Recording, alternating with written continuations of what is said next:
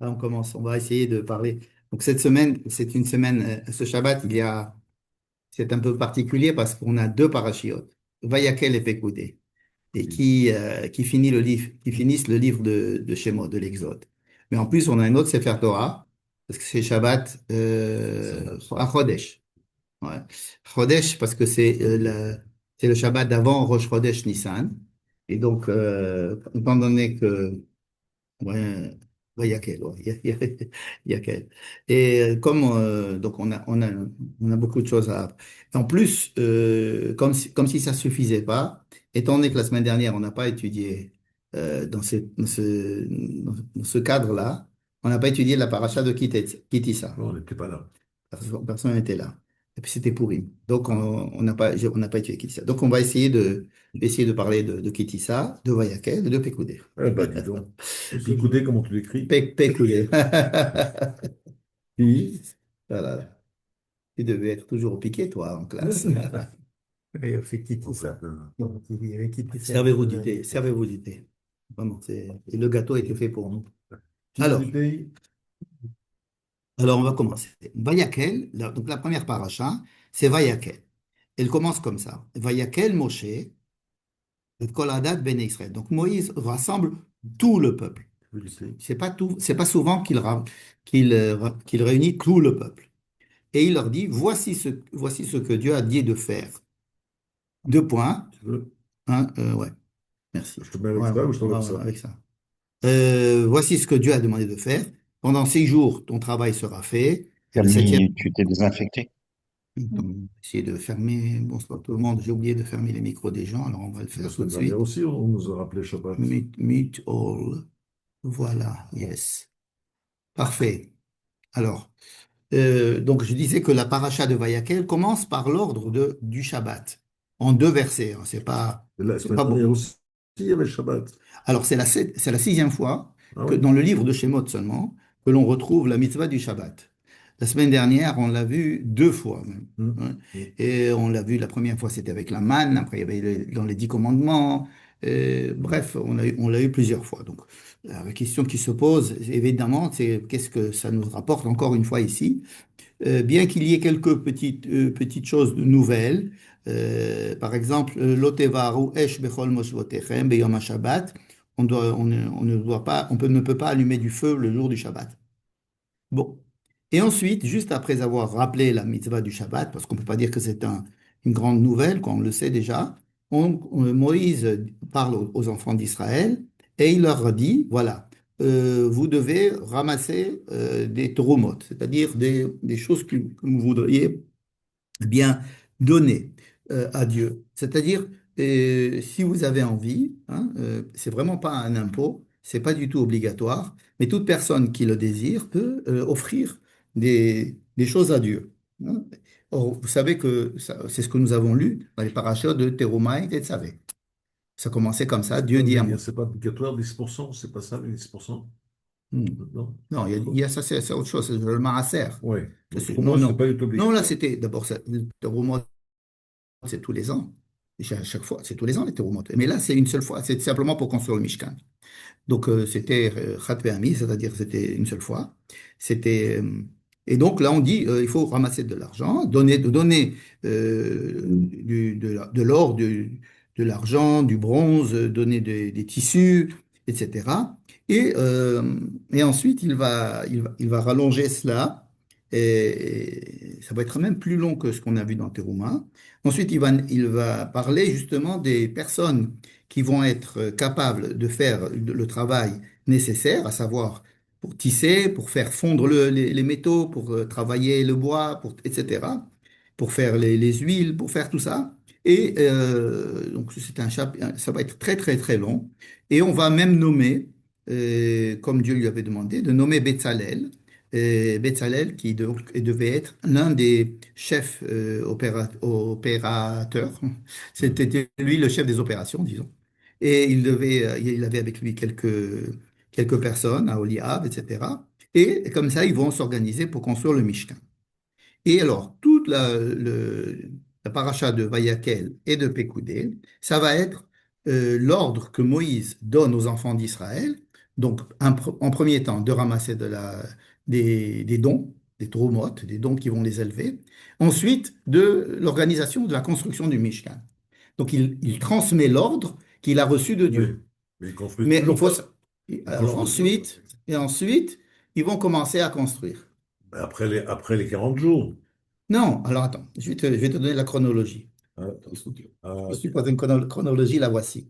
Euh, le 6 Sivan, le 6 Sivan, c'est-à-dire 50 jours après la sortie d'Égypte, Dieu est apparu sur le mont Sinaï et a dit les 10 commandements. d'accord. Ensuite, Il est resté 40 jours. On lui a demandé de monter sur le mont Sinaï pour que Dieu lui donne les tables de la loi. Il est resté au mont Sinaï 40 jours. D'accord? Bon. Ensuite, Et là, pendant qu'il était au mont Sinaï, ouais, pendant les 40 jours, il reçoit ouais. l'ordre de construire le Mishkan. C'était les parachutes de Teruma et de Et Tetzavé. les vêtements aussi. Ensuite, au bout de 40 jours, il descend. Et c'est la Pourquoi catastrophe. est-ce qu'il descend? Parce que Dieu lui dit descend. Ouais. Donc, il y a le veau d'or, ça, c'est la semaine dernière, on va y revenir. Donc, il va redescendre, il va voir qu'il y a le veau d'or, il va demander pardon à Dieu, il va tuer 3000 personnes qui ont fauté dans le veau d'or, il va détruire le veau d'or, etc. Ensuite, ça va durer 40 jours, toute cette histoire. Ensuite, après qu'il ait acquis de la part de Dieu le pardon, au moins celui de ne pas détruire le peuple d'Israël et de continuer à faire l'alliance, on recommence une alliance, une deuxième alliance, il remonte encore 40 jours au mont Sinaï. Et à ce moment-là, il remonte, et au bout de ces 40 jours, donc ça fait 40 jours, plus 40 jours, plus 40 jours, 120. donc on arrive au jour de Kippour. Ah oui, d'accord. Et alors, le jour de Kippour, il redescend 40 jours après avec deux tables de la loi, les nouvelles tables de la loi. Puisqu'il a reçu le pardon de Dieu, c'est le grand pardon. Et le lendemain matin, il s'adresse au peuple d'Israël et voici ce qu'il leur dit. Maintenant, je vais vous raconter ce que Dieu m'a dit. C'est ce Et qu'il leur dit. il raconte ou en même temps il fabrique? Non, d'abord, il Il raconte. raconte, c'est ça. Il ramasse tout le monde et il raconte. Quand il va les raconter, pendant pratiquement toute la paracha, il va leur dire quel est l'ordre qu'il a reçu.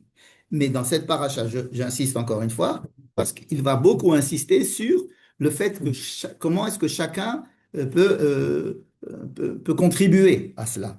Alors des gens qui ont l'intelligence, des gens qui ont le savoir, des gens qui ont qui sont des artistes et on va nommer des artistes, Betzalel, des architectes, etc. Et ensuite on va commencer à donner l'ordre de la construction. Ensuite, il va commencer la Torah, la paracha, quand on va commencer à nous raconter ce qu'ils ont fait. Donc Betzalel a fait ça, il a fait ça, ils ont fait ça, Donc il commence à construire. ils commencent à construire. Et non seulement ils commencent à construire, mais ils finissent de construire. Pour combien de temps ça a duré? On ne sait pas, mais ça n'a pas duré trop longtemps, puisque tout cela, le lendemain de Kippour, donc il leur donne l'ordre, et tout cela va être fini bien avant Pessah de l'année d'après.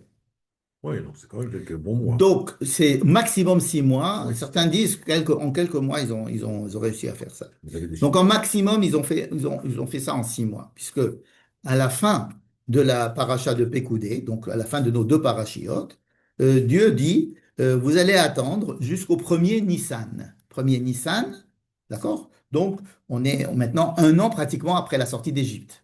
D'accord? Donc, ils sont restés quand même très longtemps au Mont Sinaï, hein. Ils sont restés depuis le 6 Sivan, c'est-à-dire 50 jours après la sortie d'Égypte, jusqu'au premier Nissan ou de l'année d'après, donc. Et le premier Nissan, c'est une date extrêmement importante, cardinale, puisque le premier Nissan, c'était le jour où Dieu s'était adressé à Moïse en Égypte en leur disant, voici le programme de la sortie d'Égypte. Enfin, en tous les cas, voici le Corban Pessah, il faudra faire ça et ça et ça et ça. Et donc, vous allez en 14 jours, dans 14 jours, vous devez faire le sacrifice pascal. Donc, le premier Nissan, c'était le premier Nissan, le premier jour des premiers ordres, des premières mitzvot qui ont été donnés au peuple d'Israël à ce moment-là. Eh ben, donc l'anniversaire de ce premier Nissan, on va le voir à la fin de du livre, donc à la fin de nos deux parachiotes, où Dieu va dire justement ce premier Nissan, vous allez inaugurer, vous allez inaugurer le Mishkan.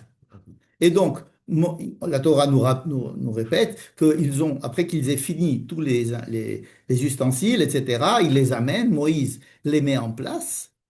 Et donc tout est mis en place. Et le premier Nissan, Dieu dit à Moïse, voilà, maintenant, euh, on va inaugurer le Mishkan. D'accord? Et c'est comme ça que finit notre paracha, la paracha de Pécoudé. Donc, si vous voulez, nos deux parachiotes se passent entre le lendemain de Kippour Mhm. Ouais, et le premier Nissan, premier jour du mois de Nissan. C'est-à-dire, la semaine prochaine, on est, d'accord? Après samedi, donc je ne sais plus quel jour c'est le Rosh Chodesh. Et donc, on va être le premier Nissan bientôt, n'est-ce pas? Voilà. Et c'est justement le sujet de Chodesh Hazel Lachem Rosh Chodashim, c'est-à-dire que ça tombe bien, parce qu'on va lire une paracha qui nous parle du deuxième premier Nissan, alors que là, dans le deuxième Sefer, on va nous parler du premier Nissan. C'est compliqué ce que je dis? pour la sortie d'Égypte. Ouais, on va parler de la sortie d'Égypte, c'est le premier Nissan, et là, on va finir tout ce qui va se passer jusqu'au premier Nissan de la deuxième année. Donc, qu'est-ce qui s'est passé pendant tout ce temps, depuis qu'ils sont sortis d'Égypte? Pendant un an, ils sont sortis d'Égypte, ils ont traversé la mer, ils ont reçu la Torah, ils ont fait le veau d'or, ils ont reçu les deuxièmes tables, ils ont construit le Mishkan, ça a été mis en place, et donc, au bout d'un an, le premier Nissan, on arrive à avoir construit le Mishkan et l'inauguration. D'accord? Voilà.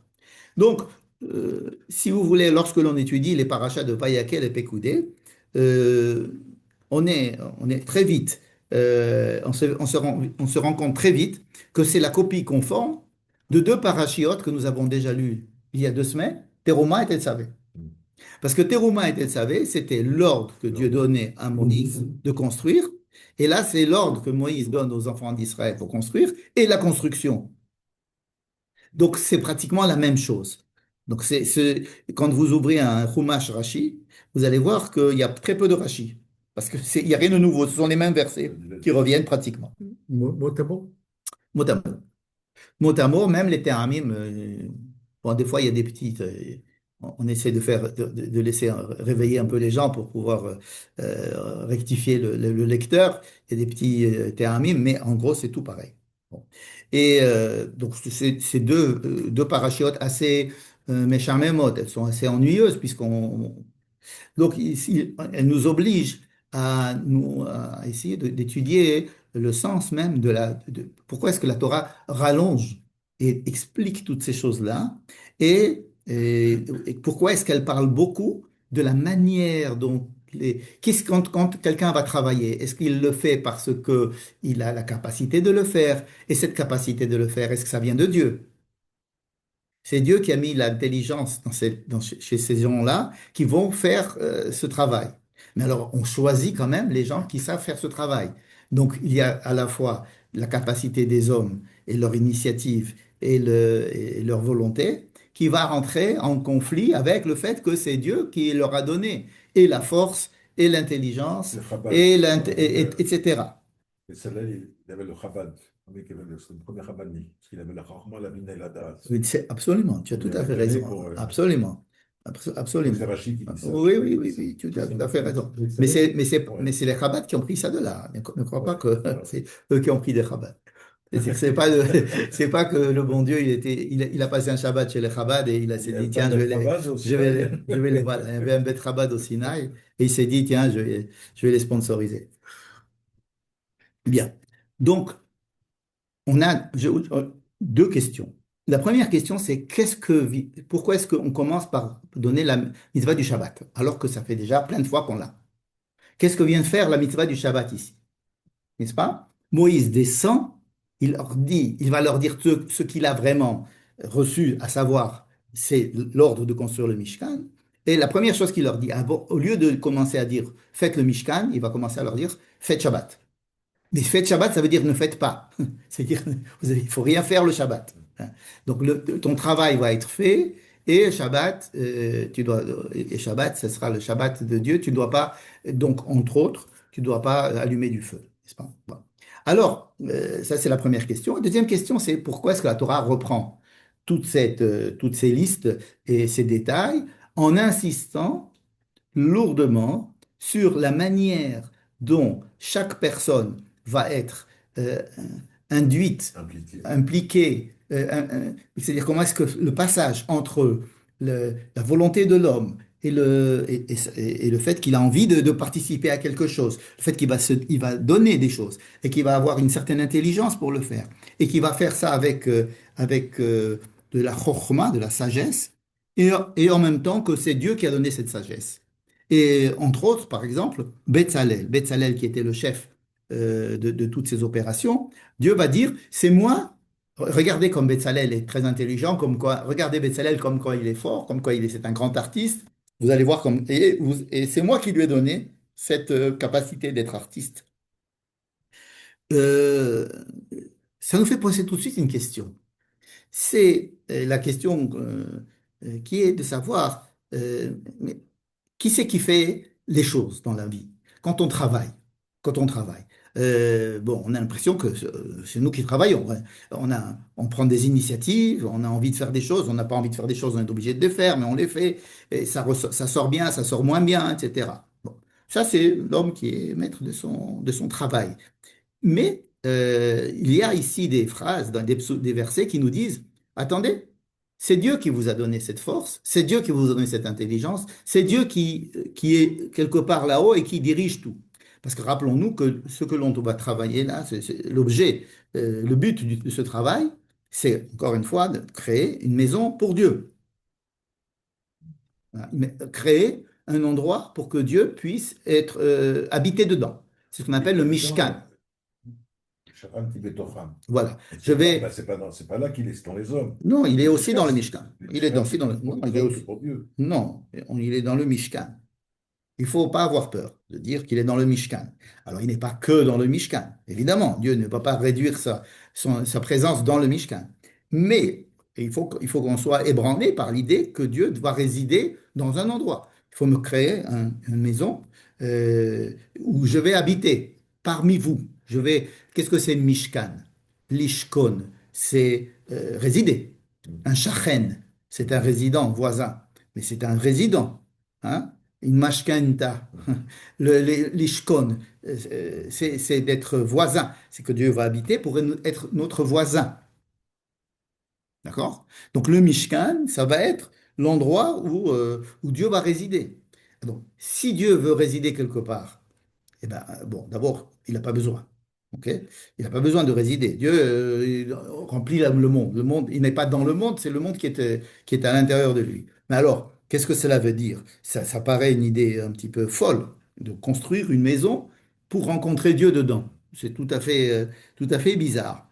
Mais justement, ce paradoxe-là, qui est celui de faire croire que c'est pas Dieu qui crée le monde pour que l'homme y réside, comme c'était jusqu'à présent l'idée de Bereshit. Dieu crée le monde et il y met l'homme. Là, il demande à l'homme de créer une maison où Dieu va habiter. C'est le monde à l'envers. C'est vraiment la création du monde à l'envers. De créer quelque chose pour que. Alors, qu'est-ce que cela signifie? Qu'est-ce que cela signifie? Prenons cette question, on va la mettre au chaud une seconde. Et je reviens à l'autre question de savoir, lorsque l'homme construit quelque chose, fait quelque chose, agit, il est en train de développer un potentiel qu'il a en lui, mais on nous déclare, attention, qu'il sache, que l'homme sache que il y a derrière cette vie et cette réalité qu'il vit, lui, comme une grande indépendance et une capacité de choix et de réussite ou pas et de responsabilité, derrière cela, il y a Dieu. Cette idée qui est aujourd'hui de moins en moins compréhensible, parce qu'on dit l'homme fait tout et tout dépend de l'homme, etc. Donc, qu'est-ce que c'est que de dire que Dieu, et c'est lui qui a mis la chokhmah dans la personne? Qu'est-ce que c'est que Dieu a donné la force à l'homme? Qu'est-ce que ça veut dire que Dieu a créé l'homme, Birlan?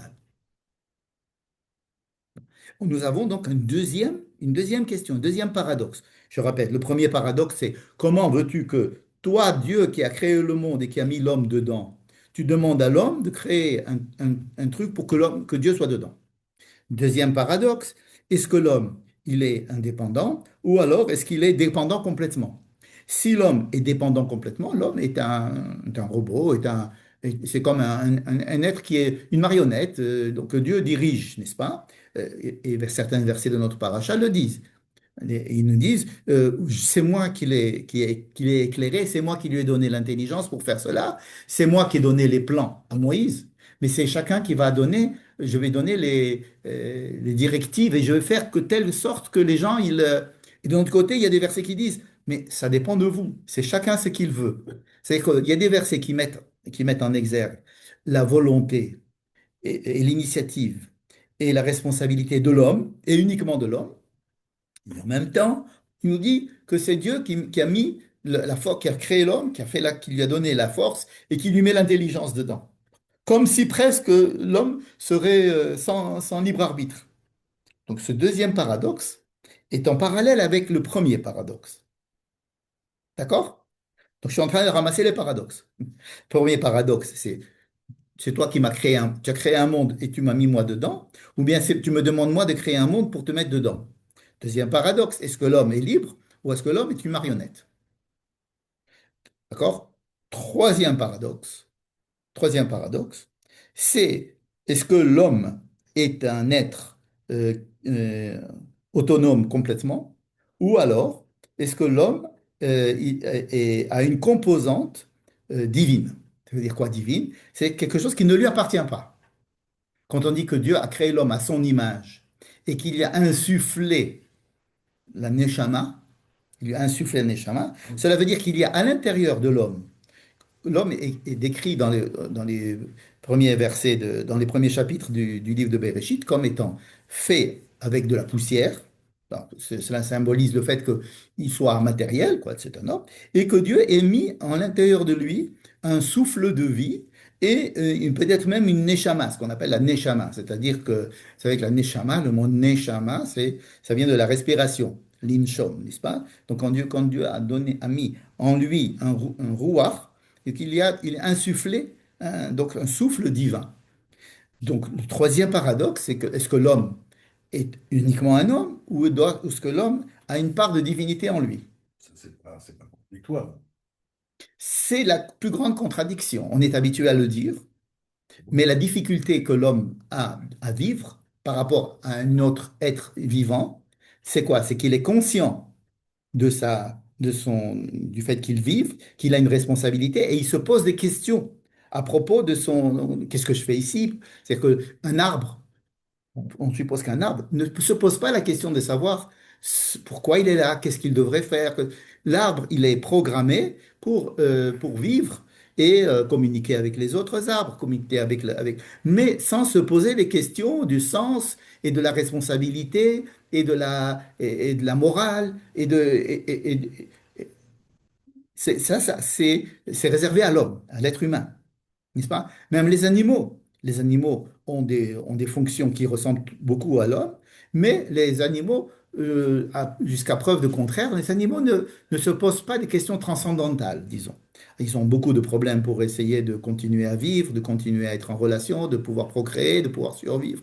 Tous les trucs que les hommes aussi ont.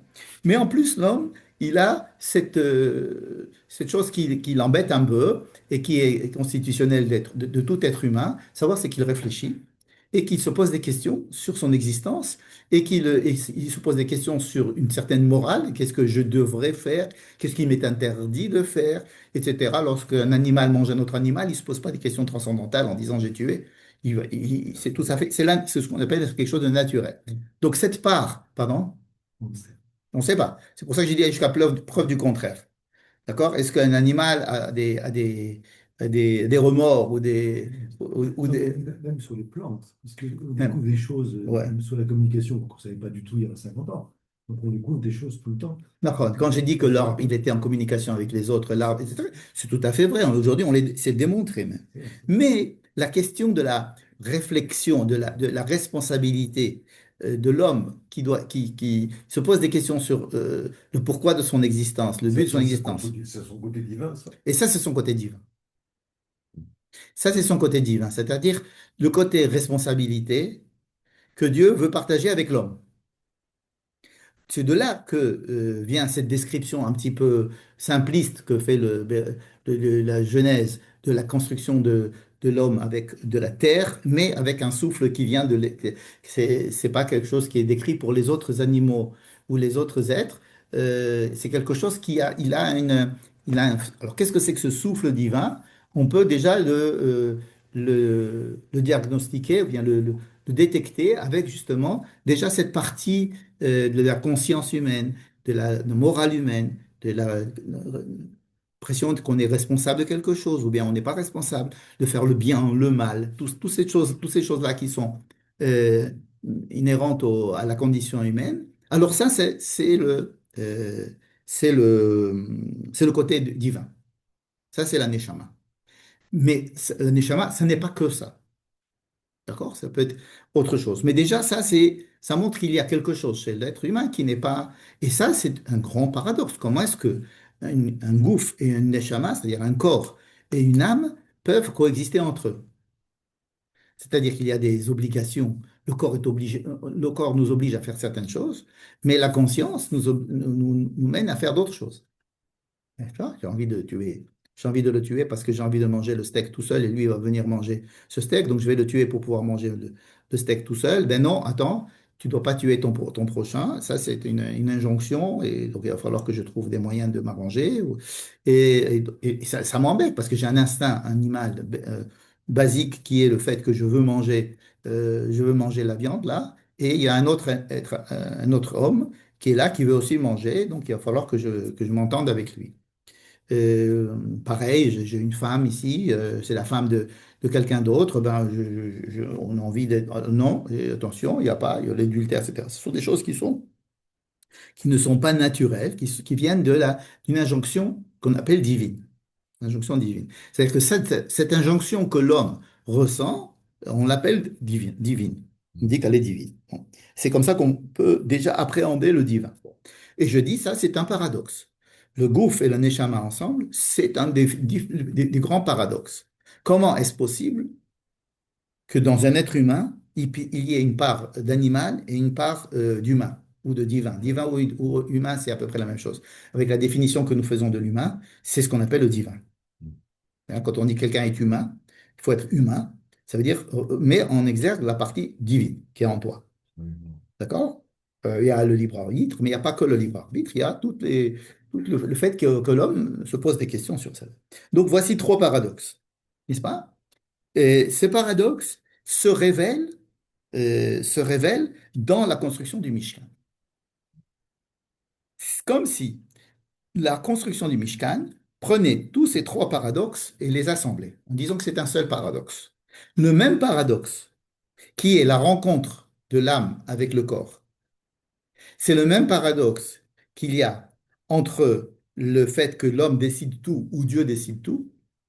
C'est le même paradoxe qu'il y a dans la construction du Mishkan. Dieu a créé un monde pour que l'homme y réside et qui demande à l'homme de créer un monde pour que Dieu y réside. Ça, c'est bizarre, ça. C'est le même paradoxe. Pourquoi? Pourquoi c'est le même paradoxe? Ces trois paradoxes, je prétends que c'est le même paradoxe. Et que la construction du Mishkan, c'est une volonté de de rendre tangible ce paradoxe. Ça veut dire quoi? Je vais aller dans un endroit où se trouve Dieu. Si ce n'est pas de l'idolâtrie, alors je ne sais pas ce que c'est, n'est-ce pas? Or, on nous a déjà dit il fallait pas, on nous a d'abord dit qu'il fallait pas que ce soit de l'idolâtrie. Mais alors, si c'est pas de l'idolâtrie, qu'est-ce que c'est? Je rentre dans un endroit où il y a Dieu. C'est quoi? Dieu est partout. Hein, ça paraît bizarre, cette histoire. Alors, cette bizarrerie, elle vient me mettre en contact, elle voudrait me mettre en contact avec la bizarrerie qui existe en moi et dont je ne suis pas toujours conscient. Dans la bizarrerie de fabriquer des choses. Pour ça que les séparachiotes insistent beaucoup sur la partie, c'est pas la partie architecturale qui est importante dans le séparachiote. Hein. C'était dans Teruma et Tetzavé qu'on nous a dit, ça mesure tant, etc., il faut que ça soit comme ça, etc. Ça, c'était le projet divin pour construire la maison. Mais là, c'est surtout les gens, comment est-ce qu'ils vont faire? Est-ce qu'ils vont apporter trop? Ils vont en apporter pas assez? Qui c'est qui va faire quoi? L'action humaine, ça représente ici tout ce que l'homme produit en tant qu'être humain dans le monde. On va dire que cette production-là, elle est en principe pour son bien-être. L'homme est censé construire une maison pour y habiter, n'est-ce pas? L'homme fait des choses pour pouvoir être plus à l'aise. On va fabriquer l'électricité pour pouvoir avoir de la lumière le soir. Et puis, donc, l'homme agit dans le monde théoriquement pour son bien-être. Bon. Des fois pas pour le bien-être du monde, mais pour son bien-être en tous les cas, a priori. Et bien là, on va nous dire, non, tu vas agir, tu vas donner pour autre chose que toi, ce qui est, ce qui est pas normal. On va dire, non, tu vois, par exemple, la Trouma, puisque c'est l'essentiel au début, pour construire le Mishkan, on nous dit, ramasser de l'argent, avant de nous dire pourquoi on doit ramasser de l'argent. D'accord. Dans la paracha de Trouma, ça commence comme ça. On l'avait déjà souligné. On nous dit, d'abord, ben Israël, vikrou li teruma, mais et koli cherchez les veilles, tikrou et terumati. Vezot et teruma, shatikrou metam. Prenez de ça, prenez de ça. Mais on ne nous a pas dit pourquoi. Et comme si c'était d'abord demander cet élan qui va les élever. Pourquoi est-ce que donner, ça va m'élever? Ça va m'élever, ça veut dire que ça va me faire sentir l'autre partie qui est en moi. Élever quelqu'un. Donc pourquoi est-ce que la culture peut élever une personne? Parce que ça lui fait découvrir la partie humaine qui est en lui, la partie culturelle, la partie qui va dire j'ai quand même autre chose que Stam, que ma fonction animale. Donc ça l'élève. Élever quelqu'un, élever un homme, c'est pas facile. C'est-à-dire, qu'est-ce que c'est encore une fois, élever? Élever, ça veut dire lui faire sentir la deuxième partie qui le compose, la partie humaine ou la partie divine. Ça dépend si on est religieux ou pas, mais c'est la même chose, c'est le même mot. C'est pas le même mot, mais c'est la même chose. La partie humaine. Et comme ça, on va l'élever. Donc, si je suis capable de, par exemple, de donner de l'argent, moi, j'ai gagné mon argent. C'est à moi. Pourquoi veux-tu que je le donne? J'en fasse un don. Pourquoi je vais donner à quelqu'un d'autre? Surtout que je vais le... Alors, tu vas me dire, tu vas le donner à l'autre parce que il va mourir et donc tu vas donner à manger pour pas qu'il meure. Et puis comme ça, si demain, toi, tu es dans le besoin, il va te donner. Donc, c'est un contrat social. Non, tu vas le donner à quelqu'un qui n'a pas besoin, à Dieu. Donc, donner, on me demande de donner, mais pas à quelqu'un qui en a besoin. À quelqu'un qui n'a pas besoin. Donc l'essentiel, c'est de me faire donner. Et quand on va me faire donner, on va éveiller en moi la partie humaine, la partie divine, si vous voulez. D'accord? Et alors maintenant que vous avez donné et que vous êtes prêt à être dans cet élan-là de donner, de vous presque de vous sacrifier des fois, de vous donner, d'amener des choses. Ok. Le fait que vous soyez prêt à donner des choses pour un projet, pour quelque chose dont on ne sait pas encore ce qu'on va faire, eh bien ça va vous élever. Ça va vous élever. Maintenant, qu'est-ce qu'on va faire avec tous ces objets? Alors, on va construire une maison où, théoriquement, c'est pour Dieu, mais en fait, c'est une maison surtout pour qu'on puisse rencontrer Dieu. Alors, qu'est-ce que c'est que rencontrer Dieu dans cette maison? C'est rencontrer sa part d'humanité,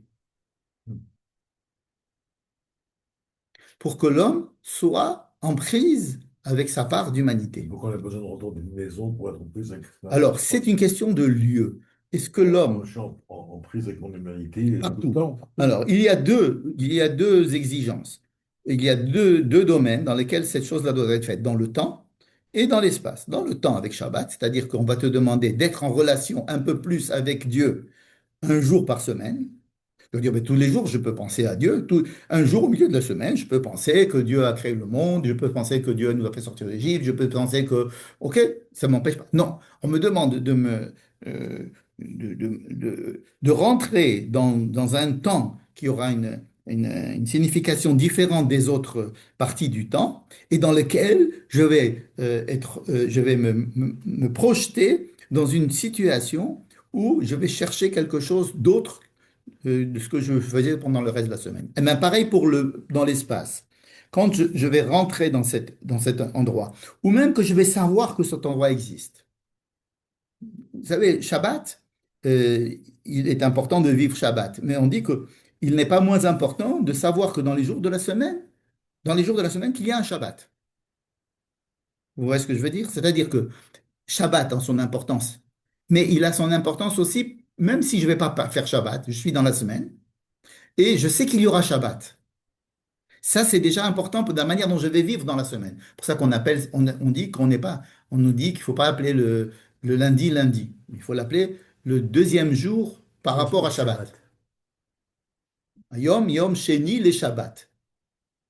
C'est-à-dire que je fais rentrer que Shabbat, même si je vais pas, disons que je vais jamais arriver à être Shabbat, je vais mourir avant. Mais le lundi, le mardi que j'ai vécu, je les ai vécus parce que je savais qu'il y avait Shabbat avant. Pareil pour le temple. Très peu de monde arrivait au temple. Très peu de temps dans leur vie. C'était pratiquement impossible qu'une personne arrive au temple. Parce qu'il fallait des lois de pureté, etc., qui étaient pratiquement impossibles. Mais le fait de savoir qu'il y avait le temple, de savoir qu'il y a un endroit, de se diriger vers lui mentalement, de savoir que je participe à son fonctionnement, qu'il y a quelque chose qui se passe là-bas, ça c'est une importance de savoir qu'il y a dans l'espace une rencontre, une jonction. Vous savez, euh, machin, là, vous voyez les deux doigts là, la chapelle Sixtine. Ouais, c'est la création du monde. Ouais, eh ben, disons qu'il y a ici un contact. Alors, dans la chapelle Sixtine, Michel-Ange, je crois qu'il a pas, il les a pas fait toucher les deux doigts, Non. n'est-ce pas? Mais là, oui, il y a dire que oui, il y a où on fait toucher les deux doigts. Il y a un endroit où on peut rencontrer, ce qui est quelque chose de très délicat, d'accord? Mais cela existe, c'est-à-dire que cette rencontre avec Dieu, ou la partie humaine qu'il y a dans chaque homme, ou la partie divine qu'il y a dans chaque homme, chacun peut traduire ça comme il veut, euh, dans le temps avec le Shabbat et dans l'espace avec le Mishkan, invite l'homme à être un peu plus en contact avec son côté humain, en essayant de l'élever vers la partie divine qu'il y a en lui, le plus possible. Le plus possible. C'est le but enfin, c'est l'exigence de ces parachiotes. Et donc, on va nous dire, je suis d'accord, c'est paradoxal. Ok, laisse-moi tranquille, moi je suis dans mon champ, moi ce que je veux c'est simplement faire pousser mes tomates. Qu'est-ce que tu me parles maintenant qu'à Jérusalem il y a un temple, etc. Moi ça m'est égal. Ok, tu peux très bien continuer à faire ton champ avec tes tomates, etc. Mais on va te dire, quand tu fais des tomates, prends un peu et donne-les au celui qui est justement à Jérusalem là-bas. Enfin, ce dont tu parlais tout à l'heure, les 10%. Hein. Et une fois de temps en temps, une fois tous les 3 ans, tu vas aller les manger à Jérusalem. Et puis les prémices aussi, tu vas. Ça veut dire que, ok, on te laisse vivre dans ton champ avec ta petite cabane, ta petite famille et ton champ de tomates. Mais il faut que tu aies un lien, et ce lien, on le veut le plus présent dans les domaines de la vie normale, qui va faire que tu vas t'élever. Tu ne vas pas vivre ta vie comme un animal vit sa vie, uniquement. Et donc là, c'est un énorme paradoxe. Regardez par exemple ce paradoxe qui a été extrapolé dans le peuple juif. Ça veut dire que ce paradoxe, qui est un paradoxe humain, et on a demandé au peuple juif de le vivre à 100 000%. On demande au peuple juif d'être un peuple comme tous les autres, et en plus d'être le peuple de Dieu. Ça, c'est aussi un énorme paradoxe. C'est très difficile. Mais le peuple juif doit vivre ce paradoxe encore plus que les autres pour être le témoin de ce paradoxe vis-à-vis des autres. En leur disant, arrêtez de croire que vous pouvez euh, vous soustraire des réflexions importantes ou bien de vous élever. Arrêtez de vouloir vivre simplement votre vie euh, terrestre, bassement animale. Sachez qu'il y a une autre partie en nous qui nous demande de nous élever. Responsabilité vis-à-vis des autres, la morale, tout ce que Il y a vous même des voulez. gens qui les goyim n'ont pas de Neshama, je Mais pense. bien sûr que si. Simplement, Il y en a plus. non, oui, mais il ne faut pas mélanger les définitions. Vraiment, il ne faut pas mélanger les définitions. Chaque enseignement a sa valeur, mais il faut bien redéfinir les choses avec chacun. Euh, le juif, il est obligé de vivre cette difficulté, ce paradoxe, avec beaucoup plus d'intensité et de difficulté. Un juif, il a du mal à vivre s'il veut être vraiment juif. Parce que s'il veut être vraiment juif, il peut pas être comme tout le monde. Or, on lui dit, tu es comme tout le monde. Donc, il doit faire un État avec une Médina qui n'est pas comme tout le monde. Mais on lui demande de faire comme tout le monde. C'est exactement la difficulté que nous vivons aujourd'hui. Pourquoi on ne nous laisse pas tranquille? Pourquoi tout le monde essaye de nous tuer? Pourquoi tout le monde met tellement d'argent et de désir à nous exterminer sans arrêt? Donc, on est en permanence en train de justifier notre existence. Et alors, nous oblige à vivre le paradoxe de façon encore plus intense et plus difficile, et plus, des fois, enthousiasmante. Mais quelque chose qui est... Et cela permet au monde d'avoir un peuple ou des gens qui vivent ce paradoxe de façon, même s'ils ne l'ont pas choisi, sont obligés de vivre ce paradoxe qui va les faire réfléchir aux autres. Et effectivement, nous avons dans tous les domaines des juifs qui viennent et qui font réfléchir les autres un peu différemment, qui amènent des choses nouvelles, qui essayent de faire transmettre des messages plus ou moins bons. Donc ça veut dire que ça bouillonne, si vous voulez. C'est-à-dire que on ne veut pas que les êtres humains s'endorment sur leur laurier et vivent comme des animaux. Et on voudrait qu'il y ait quelque chose, un magma qui bout en eux et qui va les faire élever vers autre chose que ce qu'ils sont naturellement. Et ce magma, c'est les Juifs qui le portent. C'est pour ça qu'ils sont embêtants, les Juifs. Parce que sans les Juifs, on a l'impression que la vie serait plus simple. N'est-ce pas? Beaucoup de gens disent, s'il n'y avait pas Israël, il n'y aurait pas eu de guerre au Moyen-Orient. S'il n'y avait pas Zelensky, il n'y aurait pas eu la guerre d'Ukraine. Non, je plaisante. En tous les cas, il y aurait moins C'est-à-dire que c'est un magma, c'est un magma en pleine en température très élevée, et les gens se disent, tu sais quoi, viens, on résout le problème, on va refroidir le magma. Or, c'est un magma qu'on ne peut pas refroidir parce que c'est un magma qui vient de la volonté de Dieu. C'est lui qui fait que ce magma soit porté par un peuple, par des gens. Et donc c'est très très chaud. Et c'est chaud de venir en Israël. Et donc c'est chaud d'être juif. Alors même un juif qui voudrait essayer de refroidir le truc, il se retrouve des fois mis à l'intérieur d'une situation où il y a un magma autour de lui. Et donc il se retrouve comme ça à être au centre de la... Alors c'est un centre de conflit, de haine, mais aussi de prolifération culturelle, scientifique, artistique, et ça va ensemble. Hein. C'est-à-dire le côté humain qui est paradoxal lui-même et qui est vivant, doit être supporté par certaines personnes. Le projet au départ, c'était que tout le monde soit pareil, soit comme ça. Il y a eu une certaine réticence vis-à-vis de l'humanité être comme ça. Donc, Dieu a changé de stratégie et il a voulu fabriquer un petit peuple qui, lui, vive ce bouillonnement un peu plus de façon un peu plus intense et ce qui va faire que le monde entier ne peut pas rester tranquille et doit essayer de réfléchir à ces problèmes, à développer son côté humain et pas animal. Parce qu'un animal voudrait la tranquillité, manger, dormir, avoir des enfants, avoir une relation, enfin, satisfaire à ses besoins physiques, et puis c'est tout, quoi. Et ça, tout être humain voudrait le faire aussi. Mais ça l'éloigne de son côté divin. Ça l'éloigne de quoi. Et alors Dieu, il vient pousser dans l'autre sens. Voilà. Donc, nous revenons ici à nos trois paradoxes. Et je pense que l'une des fonctions du Mishkan, c'est de créer un endroit paradoxal qui représente tous les paradoxes humains.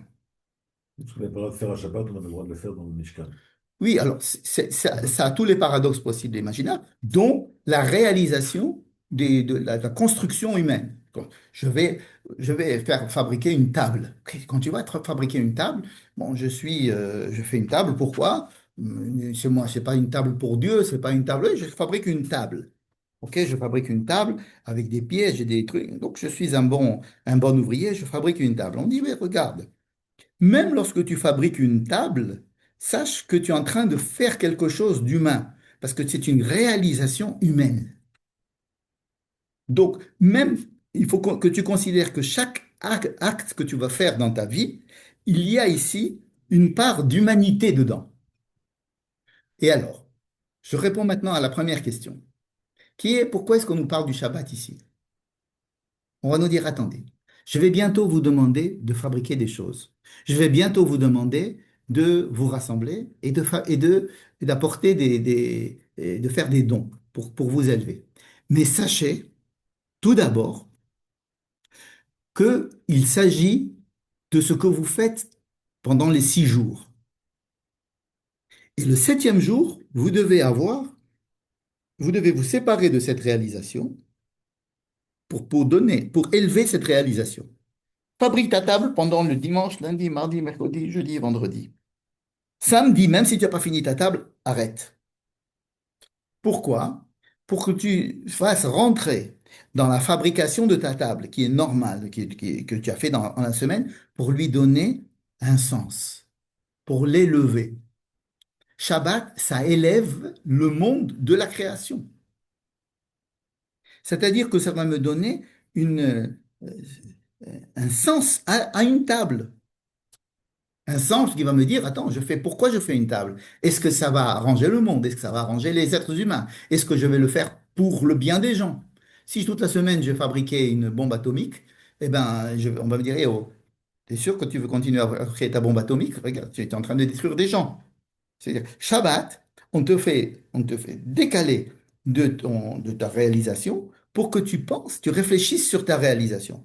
Pour que tu te dises, j'ai en moi un autre côté, une autre part, qui s'appelle la part humaine ou la part divine, comme vous voulez, dans ma réalisation elle-même. Mais quand je suis en train de travailler, je ne peux pas faire les deux choses. Je ne peux pas à la fois travailler et à la fois prendre du recul par rapport au travail pour l'élever. Donc, le but du Shabbat, c'est l'un des buts du Shabbat, en tous les cas celui qui est dans notre paracha, c'est celui de me dire, toute réalisation demande à être élevée. Et le Shabbat, c'est un moyen d'élever ta réalisation. Et ça, c'est indispensable juste avant de commencer à te dire, tu vas maintenant fabriquer quelque chose pour le Mishkan. Je dirais même plus. Si la Torah m'avait dit uniquement Sheshet Yamim, Terase Melacha. Parce que remarquez que c'est écrit Terase Melacha. Ton travail sera fait. Ça, c'est un trait d'humour de la Torah qui dit tu crois que tu l'as fait toi? C'est pas toi qui l'as fait. Elle a été faite. Terrassée. Dans d'autres endroits, c'est écrit Tarassé. D'accord. Tu vas faire ton travail, tu vas faire tes réalisations. Mais là, tes réalisations sont faites.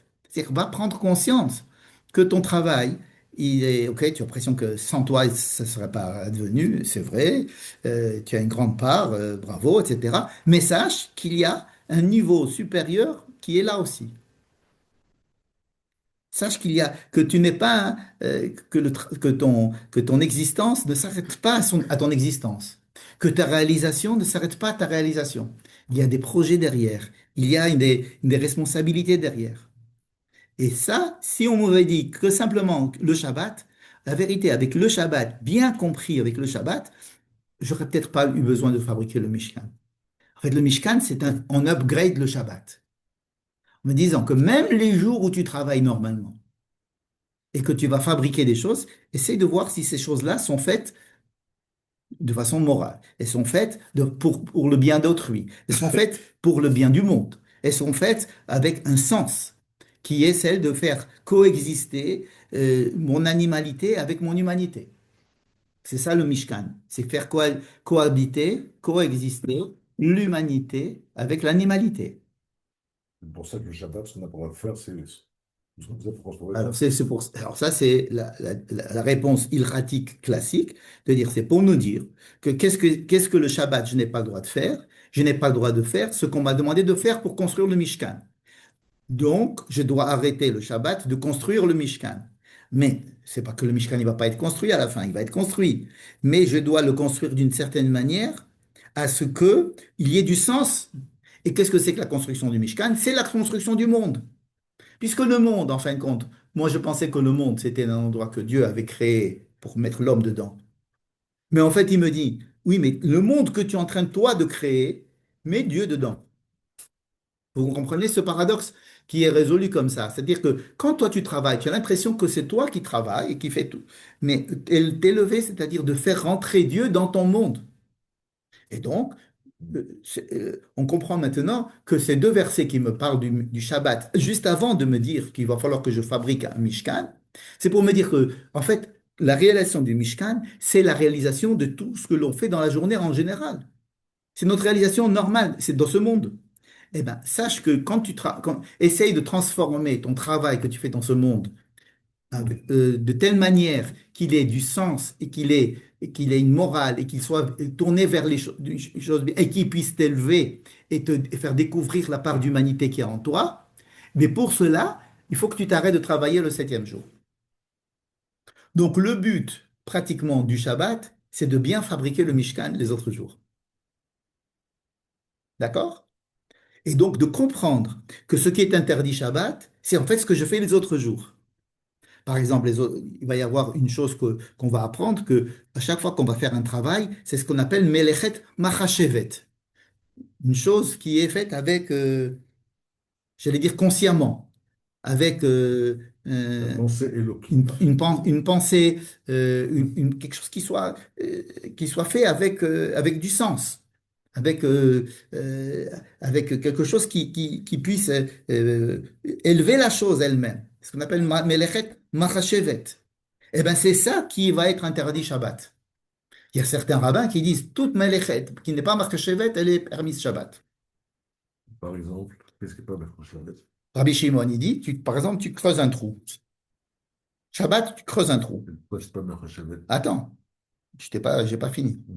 Il creuse le trou, d'accord? Il creuse le trou parce qu'il a besoin de la terre. Il veut prendre de la terre. Donc, il creuse pour avoir du sable, n'est-ce pas? Donc, je suis en train de creuser et je fais mon petit cul de sable parce que j'ai besoin du sable. Bon, besoin du sable, ok, mais avec le sable, tu vas avoir besoin de faire quelque chose d'autre, d'accord? Mais est-ce que le trou, c'est un trou que tu as fabriqué pour qu'il y ait un trou? Non. C'est un trou qui s'est fabriqué parce que j'ai pris du sable. Donc, il va permettre de creuser un trou puisque ce n'est pas le trou que j'avais envie de faire, c'était pour faire autre C'est chose. une action collatérale. Exactement. Mais les de Marchevet, c'est une intention que j'ai besoin de. Je veux faire cette chose-là. Par exemple, il y a un mort dans la maison et il faut sortir le corps dehors pour ne pas que à l'intérieur les choses soient impures ou ce que je sais comme ça.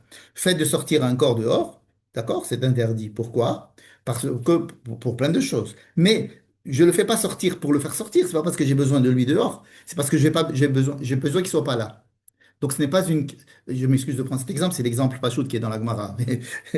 Mais disons, prenons une autre C'est pas chose. comme le sable, parce que le sable, Bon, c'est pas exactement comme le c'est pas sable. pareil. C'est la même chose. Ça veut dire que le sable, je fais un trou. Mais ce trou, si je fais un trou, Le but, c'est parce pas de faire que des trous. Là, le but, c'est de non, sortir le cadavre. non, le but c'est qu'il soit pas dans la maison, c'est pas de le sortir.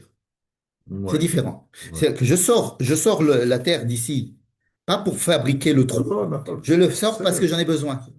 Et là, j'ai pas besoin de lui dehors, j'ai besoin qu'il soit pas dedans.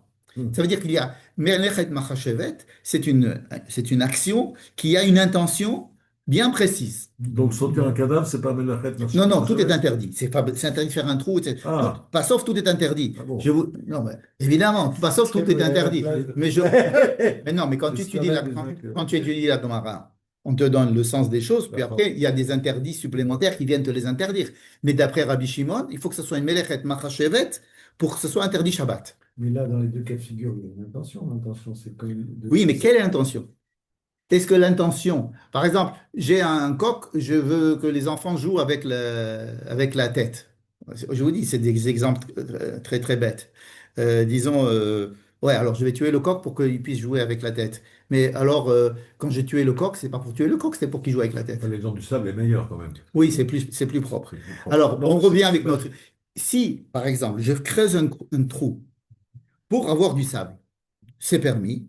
Mais si je creuse le même trou parce que j'ai besoin de ce trou Voilà, pour quelque chose, c'est pas bien. alors c'est interdit. Ouais. Ça veut dire que l'action que je suis en train de faire, elle a une intention précise dans le but, c'est cette action. Hmm. Mais si c'est une action, elle m'entraîne une autre action, Ouais, et c'est je ça. fais ça pour l'autre, alors ça s'appelle pas Melechet Machashevet. Donc à la base, très peu de choses sont Melechet Machashevet en fait. Ben non, on travaille toujours sur le nom, Mercoshevet. La plupart des choses sont des melachot. Non, la plupart des choses interdites ce doivent être que des melachot marchevet. Donc la plupart des choses qui sont interdites, ce n'est pas des melachot marchevet. Il se trouve que c'est interdit de faire le trou. Oui, mais c'est pas pour ça que j'ai fait ça. OK? Donc, Donc, la plupart des actions, c'est Mercoshevet. ça dépend. C'est pas fait Il y a avec des choses qui sont. personnalité. Melechet marchevet, c'est j'ai envie de faire quelque chose et je vais le C'est faire. la plupart des choses qu'on fait, c'est comme ça. Ben, pas toujours. Par exemple, je sais pas moi, j'épluche une banane. J'ai plus une banane. C'est pas parce que j'ai besoin de la peau, c'est parce que j'ai besoin de la manger. Oui. Donc, toutes ces choses-là sont étudiées dans la Gemara de façon à savoir qu'est-ce que je fais, quelle est mon intention quand je fais une action. Et c'est des Gemarot, et c'est... D'accord? Maintenant, à la fin, ne prenez pas ça pour la halakha, c'est interdit de faire un trou Shabbat, d'accord? Bon. Maintenant, comment est-ce que Rabbi Shimon, il apprend cette idée de Melechet Machashevet? Justement du fait que ces deux versets de Shabbat sont inscrits dans la paracha qui nous explique que tu fais faire que des Melachot, des Melechet Machashevet. C'est que tu vas faire des choses pour une intention. Qu'est-ce que c'est faire quelque chose pour une intention? Ça veut dire avoir la pleine conscience de ce que tu fais. Là, c'est comme mindfulness. Ça veut dire que la vraie action, celle qui est vraiment interdite Shabbat, c'est-à-dire celle qui va être pour le Mishkan, c'est une action qui vient avec tout mon désir, ma force pour construire, pour fabriquer cette chose-là. Madechet machashevet. Tout ce qui est fait de façon secondaire, mais qui fait que ça a été entraîné par autre chose, c'est pas Madechet machashevet. D'accord? Eh bien, il va l'apprendre de notre verset, Rabbi Shimon. Et la halakha est comme lui. La halakha est comme lui. C'est-à-dire que en fait, le fait d'avoir mis ces deux versets de Shabbat juste avant de nous expliquer la construction du Mishkan, c'est parce qu'il s'agit de la même chose. Il s'agit de savoir qu'est-ce que c'est qu'un travail, comment est-ce qu'un travail peut être un travail élevé, est un travail où je vais rencontrer mon côté animal avec le côté humain que j'ai, avec le désir que Dieu a eu de construire le monde, avec un monde qui soit de telle manière, avec des relations humaines, pour le bien de l'homme, pour le bien ou pour le mal. Donc ça veut dire que je vais faire rentrer la notion du bien, du mal, du sens, de la responsabilité dans toutes les actions.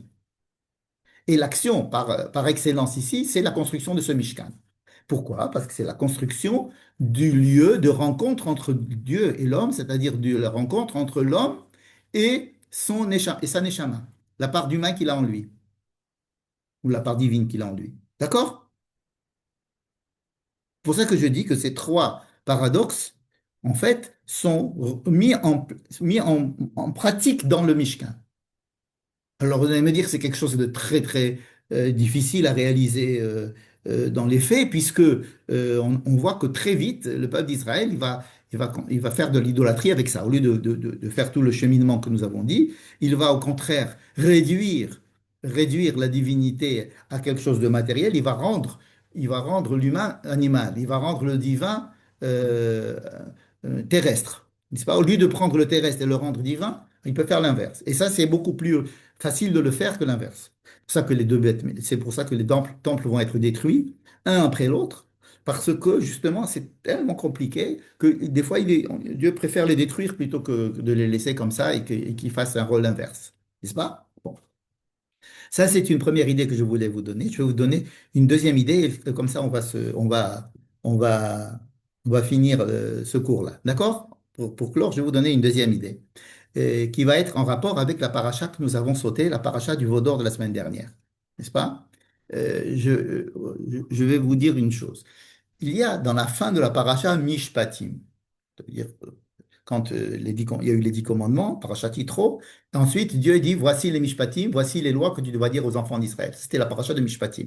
À la fin de la paracha Mishpatim, Dieu dit à Moïse, maintenant tu vas venir monter sur la montagne, je vais te donner l'étape de la loi. D'accord? C'est la fin de parachat Mishpatim.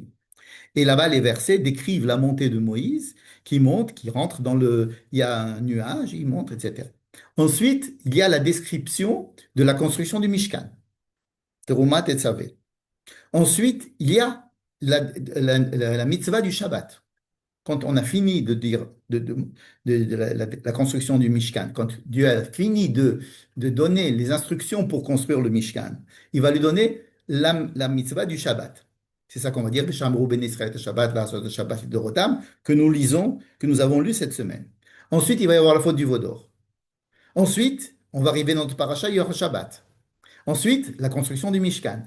Et à la fin, il va y avoir que la descente de Dieu pour que Moïse puisse le rencontrer Dieu dans le Mishkan. Je répète ce que je viens de décrire. L'inauguration. Oui, Non? l'inauguration du Mishkan à la fin. Donc, au début, on a la rencontre entre Dieu et Moïse sur le mont Sinaï avec le nuage. À la fin, nous avons la rencontre de Dieu et Moïse Bon, Mishkan. dans le Mishkan avec le nuage, avec les mêmes versets, n'est-ce pas? Ensuite, si on se rapproche, on a l'injonction de construire le Mishkan. Et là, nous avons la construction du Mishkan. Ensuite, nous avons l'ordre de faire le Shabbat. Et là, évidemment, juste avant, on a l'ordre de faire le Shabbat. Et au milieu, on a le Vaudor. Ce qui met encore plus de spots allumés sur le Vaudor. Donc, pourquoi est-ce que le Vaudor est au milieu de cette menorah, de cette très jolie candélabre comme ça fabriqué, n'est-ce pas? Alors, je voudrais vous dire un mot à propos justement de ce Vaudor. D'accord? Et c'est comme ça qu'on va finir. Après avoir mis les spots sur le Vaudor, donc c'est une chose qui est extrêmement importante et elle se trouve au milieu de la construction du Mishkan. Mais ouais, elle se trouve au milieu de tout ce système-là, n'est-ce pas? C'est pas simplement une petite catastrophe, c'est quelque chose d'essentiel. Je vais vous poser la question. Pourquoi est-ce que Dieu dit à Moïse de monter sur le mont Sinaï pendant 40 jours?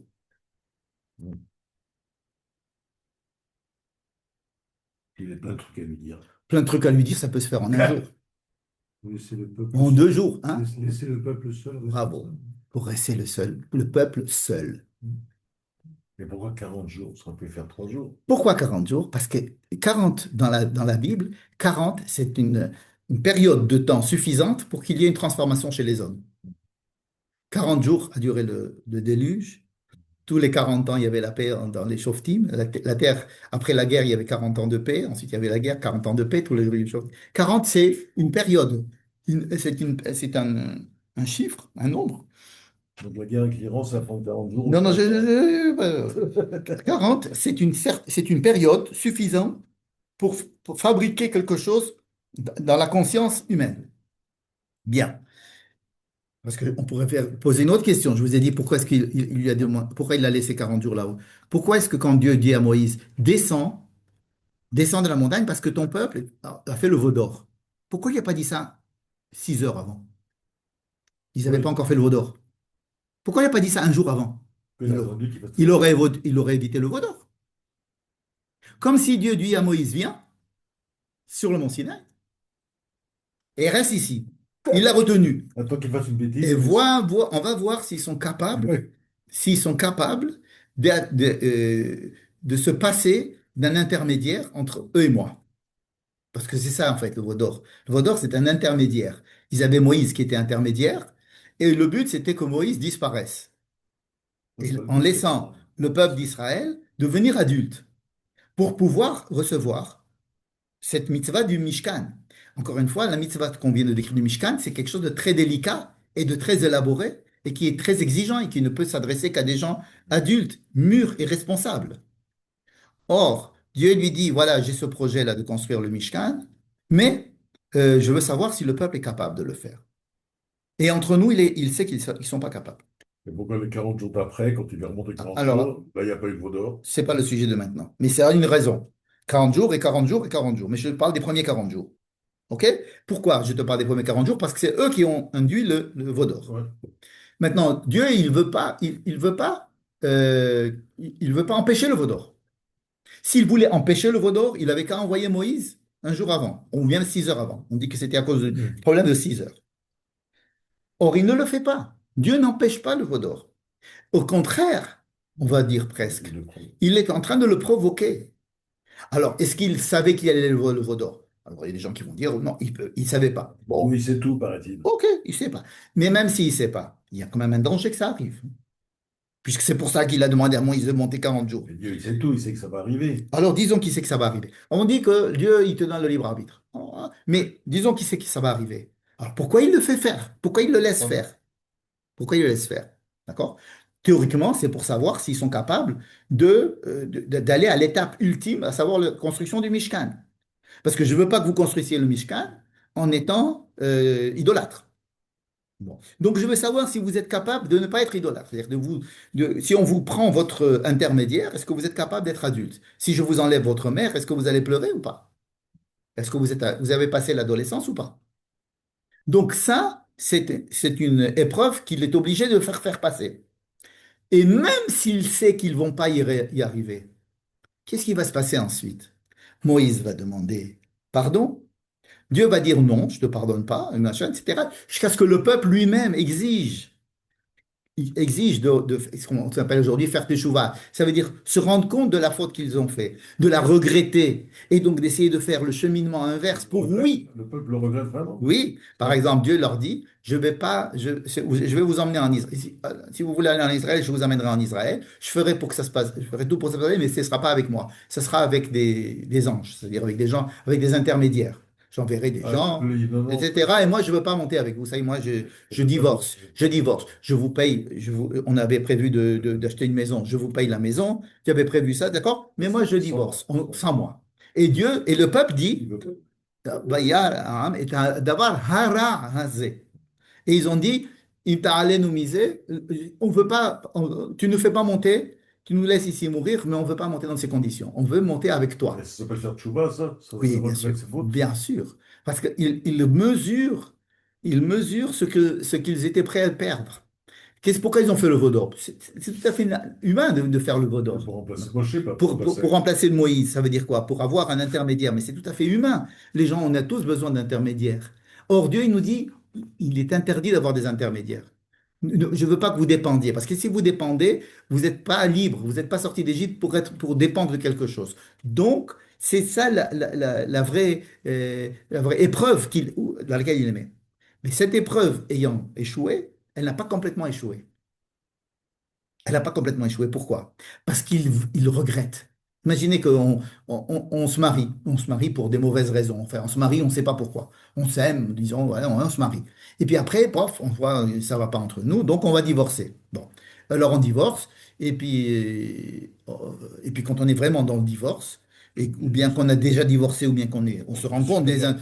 on s'est dit non, non, écoute, Juste alors. non, et là, alors, on redécouvre les choses qui construisaient notre couple sans qu'on en soit conscient.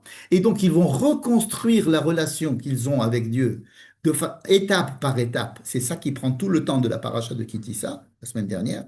Ils vont reconstruire l'alliance, mais cette fois-ci en étant un peu plus conscients. C'est pas, ils avaient reçu un cadeau et ils ne se rendaient pas compte de ce qu'ils avaient reçu. Donc, ce qu'il fallait faire, c'est qu'ils cassent leur cadeau et qu'ensuite on se dise, ah, mais maintenant je comprends que j'étais très attaché à ce Il fait cadeau. 40 jours. Et donc, il faut le reconstruire en sachant comment il est construit. Hein, imaginez une crise entre deux personnes, et vous avez donc dans cette crise une destruction complète qui va faire que si par hasard on a envie de le reconstruire, alors on va commencer à être conscient de chaque chose qui nous lie vraiment. On va être plus conscient de ce qui va constituer notre relation. Ce qui va permettre, si encore une autre crise, de mieux la supporter. En fin de compte, cette histoire du veau d'or, c'était une étape indispensable pour pouvoir continuer. Parce que c'est pas qu'à partir de maintenant, ils vont pas être idolâtres ou ils vont pouvoir se permettre, ils peuvent se permettre de ne pas avoir d'intermédiaire. Mais ils ont les moyens de pouvoir réparer les choses quand elles vont arriver. Et effectivement, elles vont arriver. Par exemple, avec l'histoire de la faute des explorateurs que nous allons voir dans le livre de Bamidbar, n'est-ce pas? C'est une crise pas moins importante que celle du veau d'or. Ils ont replongé. Or, ils ont replongé. Mais pourquoi ça n'a pas cassé là-bas? Parce que Moïse s'est servi des choses qu'il avait acquis dans la crise du veau d'or. Il va utiliser les mêmes mots, il va utiliser les mêmes arguments pour pouvoir reconstruire et ne pas casser complètement. C'est que la faute du veau d'or a permis de fabriquer des moyens de surmonter des crises à venir. La faute du veau d'or, ce n'est pas une catastrophe dont nous payons les frais jusqu'à présent. C'est quelque chose qui était pratiquement Oui, inéluctable. c'est ce qu'on dit. Hein. On dit que le du Bouddha, d'or, Oui, c'est quelque chose qu'on mais dit. je transforme cela en autre chose. Je dis Oui. que la faute du veau d'or, ça montre le côté, je vais dire, Humain. humain. Bon, déjà, ok. Tu me dis de ne pas fumer. J'ai envie de fumer. Qu'est-ce que je te dis? Tu me dis de ne pas être dépendant de la drogue. Je suis dépendant de la drogue. Tu me dis de ne pas être dépendant d'un intermédiaire vis-à-vis de Dieu. Je suis un. Ok. Maintenant, si je t'enlève cette chose-là, comment tu vas te sentir? Complètement. Alors, et c'est ce qui s'est passé avec le veau d'or. Le peuple a dit non, on ne veut pas. C'est pour ça que je dis ils ont fait tchouva. C'est qu'ils se sont rendus compte de ce qu'ils perdaient. C'est que au moment du divorce, tu te rends compte des choses Ouais. auxquelles tu tenais et tu ne savais pas que tu y tenais. Et alors à ce moment-là, soit tu divorces vraiment, c'était vraiment une option. Dieu lui donne l'option d'arrêter l'histoire du peuple d'Israël à ce moment-là, soit de reconstruire cela. Et Moïse arrive à le reconstruire. Et ce n'est qu'en le reconstruisant qu'on a la possibilité de passer à la deuxième étape, à savoir, je vous donne les lois de la construction du Mishkan, vous pouvez le construire. Et ça ne veut pas dire qu'ils sont à la hauteur, mais ils ont les moyens de pouvoir surmonter les crises d'après. C'est pour ça qu'à la faute du Vaudor, on va apprendre Adonai, Adonai, El Rahum Vechano, Nerech Hapaim Vavreset, ce qu'on utilise jusqu'à aujourd'hui, à Kippour, ou bien même tous les matins, pour essayer de retrouver, de renouer des déchirures et des cassures et des manquements. Ce sont des éléments que nous avons gagnés dans le Vaudor que nous n'aurions pas vu. C'est pour ça que c'est central dans cette histoire. Hein. C'est une vision un petit peu optimiste de cette crise, mais il me semble que, qu'en prenant du recul, on s'en rend compte tout de suite que c'était quelque chose de tout à fait indispensable et que c'est un projet divin génial mais il faut payer le prix. Ça veut dire, il y a eu des morts, il y a eu des crises, il y a eu il y a toujours des conséquences. Il y a toujours des conséquences. Même un divorce, même si on ne divorce pas ou bien si on reprend après un divorce, il y a toujours un prix à payer. C'est pas, ça sera jamais comme avant. Mais, mais on a des moyens de pouvoir s'en sortir et de passer des crises de façon, alors qu'avant, on n'avait pas les moyens de les passer. Voilà. Et donc, c'est un crescendo que nous voyons jusqu'à la fin du livre de Shemot. C'est un crescendo. Et donc, cette ménorate que je vous ai décrite là, cette manière de voir les choses de façon chiastique, comme ça, n'est-ce pas? Dieu sur la montagne, Dieu dans le Mishkan. Euh, Construction du Mishkan.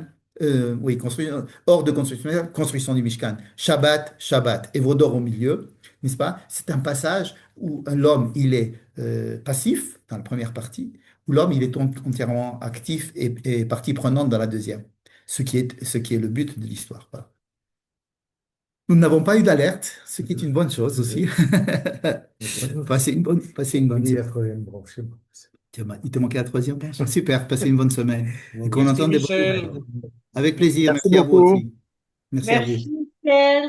J'espère à la Merci. semaine prochaine en Merci. présentiel. La semaine prochaine, ouais, on ne sait pas dans quel état on sera, mais On ne sait pas espérons dans quel état on sera. On qu'on sera espère. très bien, On qu'on sera espère. encore très bien. Qu'est-ce qu'il y a à Ça faire? sera encore mieux que cette semaine. Voilà, mieux que cette semaine. À bientôt. Bye bye. Bye. Bye.